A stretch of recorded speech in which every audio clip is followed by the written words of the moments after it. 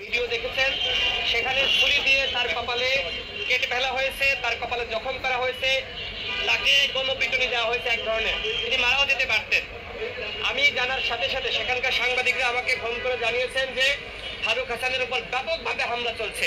আমি জানার সাথে সাথে আমি শহীদ মিনারে যাওয়ার জন্য প্রস্তুতি নিয়েছিলাম। ইতিমধ্যে তাকে পিজিতে আনা হয়। আমি পিজিতে যাই, দেখি যে ফারুকের অবস্থা অত্যন্ত খারাপ।